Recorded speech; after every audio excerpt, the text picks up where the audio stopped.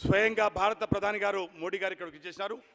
मैं माननीय प्रधानमंत्री जी से अनुरोध करूंगा वो अपना भाषण తెలుగులో మీకు రాకా సుధాకర్ గారు అనువాదం చేస్తారు.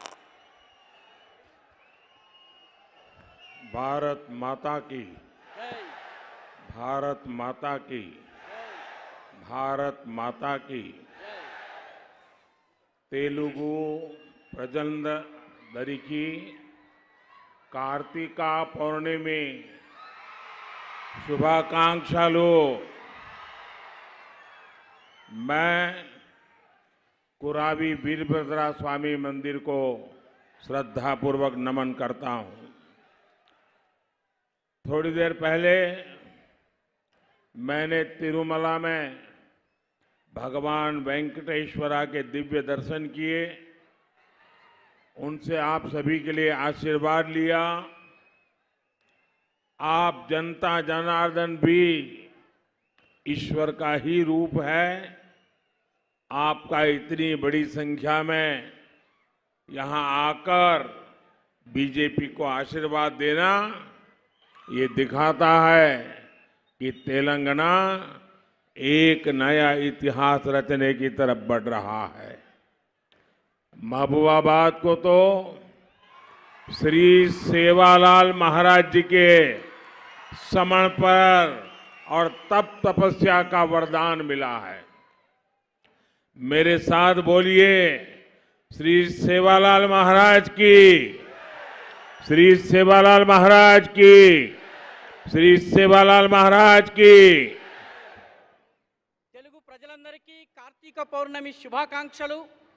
నేను కురివి వీరభద్ర స్వామి మందిరానికి కూడాను శ్రద్ధాపూర్వకంగా నమస్కరిస్తున్నాను.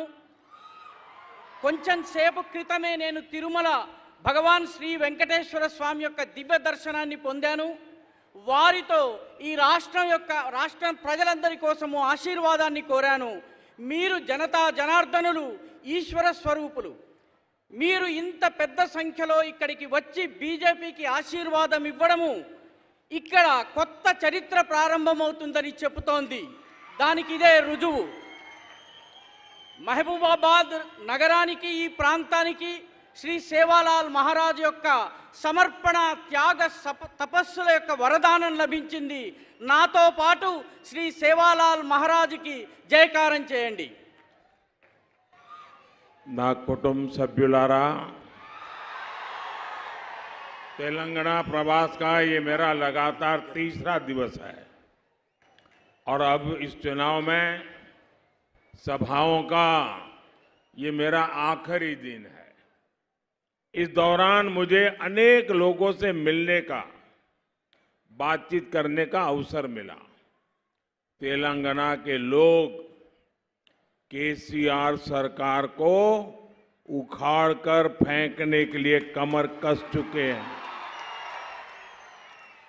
कुछ लोग तेलंगाना में कांग्रेस को लेकर भ्रम भी फैला रहे हैं. लेकिन सच्चाई यही है कि अगर किसी ने तेलंगाना को बर्बाद किया है तो वो कांग्रेस और केसीआर दोनों ही उतने ही पापी है. इसलिए तेलंगाना के लोग एक बीमारी को हटाकर दूसरी बीमारी को प्रवेश नहीं दे सकते. ये बात मैंने आज तेलंगाना में हर जगह पे देखी है. तेलंगाना का विश्वास बीजेपी पर है. तेलंगाना का अगला सीएम बीजेपी का ही होगा, ये आपने पक्का कर लिया है. और बीजेपी ने आपसे क्या वादा किया है? ये बीजेपी का वायदा है कि तेलंगाना में बीजेपी का जो पहला सीएम होगा वो बीसी समाज से होगा. बीजेपी सरकार अपने मंत्रिमंडल में सबको, यानी समाज भी ज्यादा से ज्यादा और क्षेत्र भी ज्यादा से ज्यादा सबको उचित प्रतिनिधित्व देने का संकल्प किए हैं। अब ये तय हो गया है, तेलंगाना में पहली बार बनेगी बीजेपी सरकार। मेरे साथ बोलेंगे आप लोग, तेलंगाना में पहली बार बनेगी बीजेपी सरकार। आप बोलिए बीजेपी सरकार। तेलंगाना में पहली बार बनेगी, तेलंगाना में पहली बार बनेगी, तेलंगाना में पहली बार बनेगी। మొదటిసారి తెలంగాణలో బీజేపీ ప్రభుత్వం ఏర్పాటు కానుంది। నా కుటుంబ సభ్యులారా, తెలంగాణలో పర్యటనలో ఇది 3వ రోజు। ఈ రోజు చిట్ట చివరి రోజు। ఈ నా యొక్క ఎన్నికల సభల్లో ఇది చిట్ట చివరి రోజు। ఈ సమయంలో నేను అనేక మందిని కలిశాను, అనేక మందితో మాట్లాడాను, ఈ సమయంలో అనేక మందితో చర్చించాను। తెలంగాణలో ఉన్నటువంటి ప్రజలు కేసీఆర్ ప్రభుత్వాన్ని విసిరిపారేయాలని చెప్పి ఇప్పటికే నడుం కట్టుకున్నారు। కొంతమంది నాయకులు కాంగ్రెస్ విషయంలో ప్రజలలో కొంత అయోమయం సృష్టించాలని ప్రయత్నిస్తున్నారు।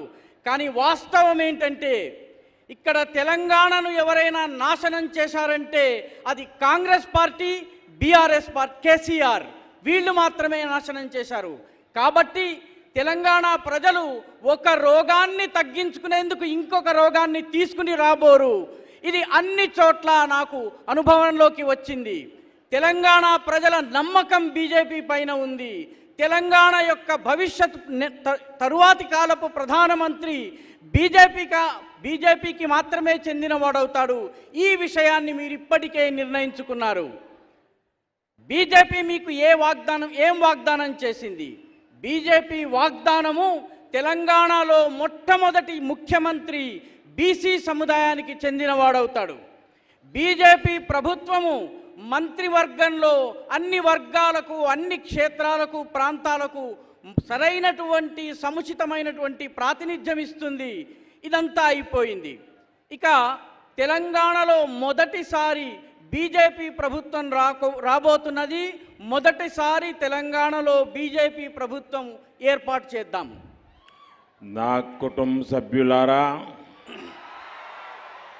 केसीआर को बीजेपी की बढ़ती हुई ताकत का एहसान बहुत पहले हो गया था। यह एहसास उनको हो गया था। लंबे समय से केसीआर इस कोशिश में थे कि किसी तरह बीजेपी से दोस्ती कर लें। जब वो एक बार दिल्ली आए थे तो मुझसे मिलकर भी केसीआर ने यही रिक्वेस्ट की थी, लेकिन बीजेपी कभी भी तेलंगाना के लोगों की इच्छा के खिलाफ कोई भी काम नहीं कर सकती। जब से बीजेपी ने केसीआर को मना किया है, तब से बीआरएस बौखलाई हुई है। बीआरएस अब मुझे गाली देने का कोई मौका नहीं छोड़ती। बीआरएस जानती है कि मोदी कभी बीआरएस को बीजेपी के आसपास भी फटकने नहीं देंगे, और ये गारंटी भी मोदी की गारंटी है। और मोदी की गारंटी यानी गारंटी पूरी होने की गारंटी। మోదీ గారి గ్యారంటీ అంటే గ్యారంటీగా పూర్తి అయ్యే గ్యారంటీ। నా కుటుంబ సభ్యులారా, కేసీఆర్ బీజేపీ యొక్క పెరుగుతున్నటువంటి శక్తి సత్తా గురించి ముందే అనుభవంలోకి వచ్చింది.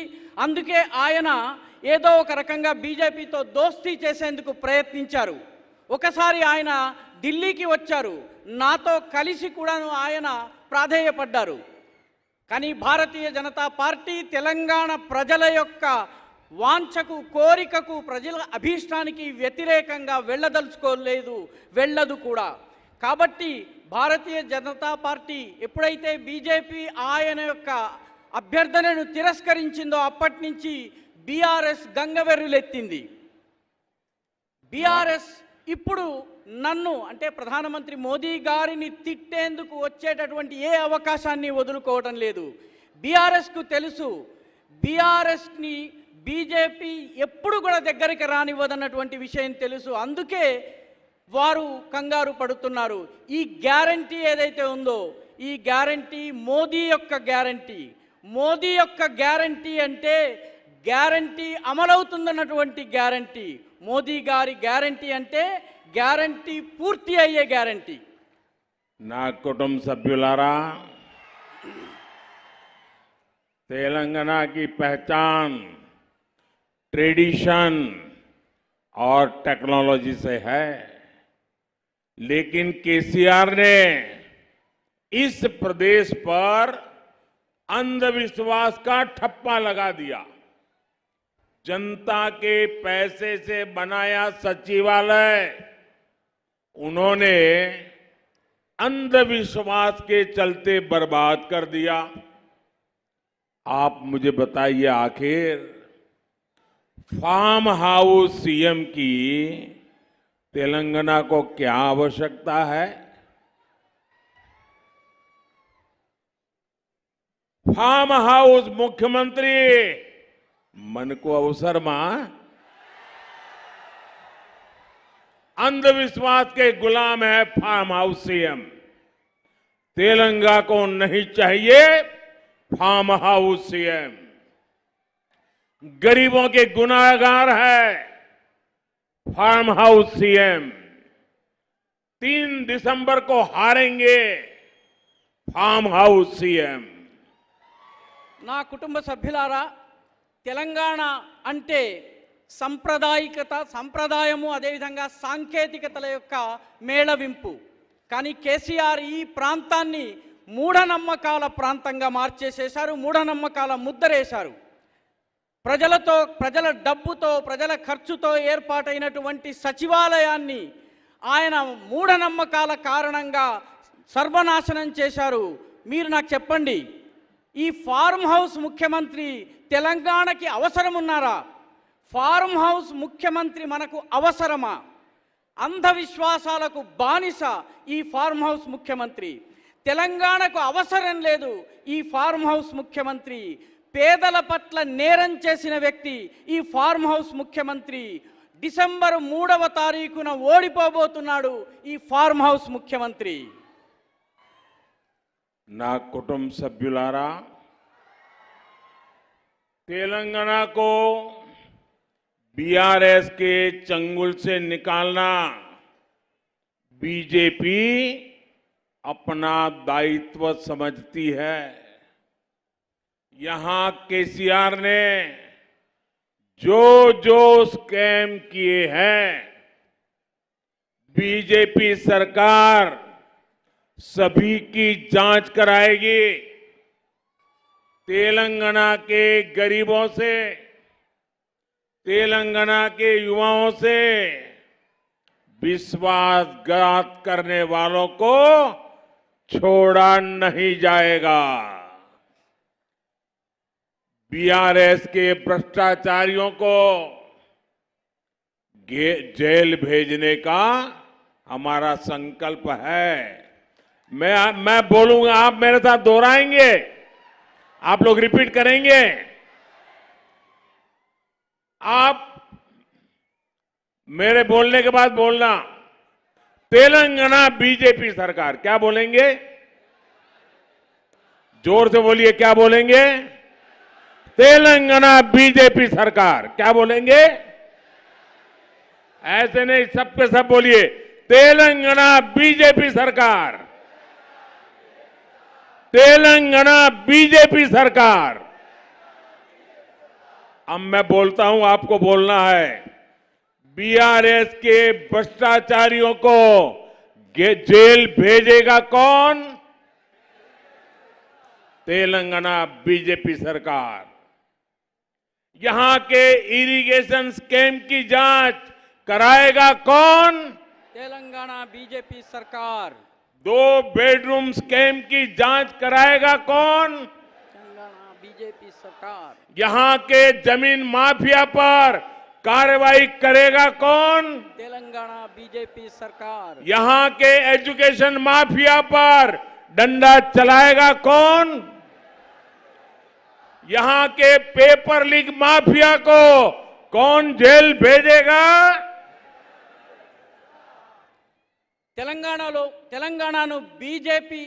తెలంగాణను బీఆర్ఎస్ యొక్క ఉచ్చు నుంచి బయటకు తీసుకొచ్చేందుకు భారతీయ జనతా పార్టీ తన బాధ్యతను తన భుజస్కంధాల మీద వేసుకుంది.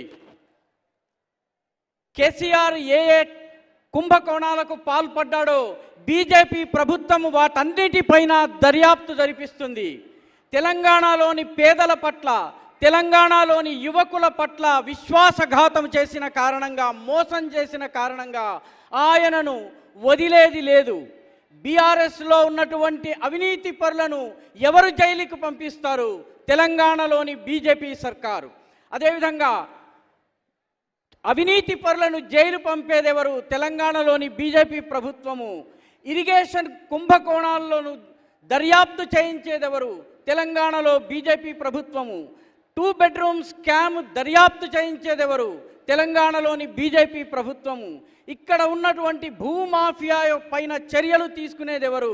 తెలంగాణలో బీజేపీ ప్రభుత్వము. ఇక్కడ ఉన్నటువంటి ఎడ్యుకేషన్ మాఫియా పైన లాఠీని ప్రయోగించేదెవరు? తెలంగాణ బీజేపీ ప్రభుత్వము. అదేవిధంగా పేపర్ లీక్ మాఫియాను జైలుకు పంపేదెవరు? తెలంగాణలో ఉన్నటువంటి బీజేపీ ప్రభుత్వం.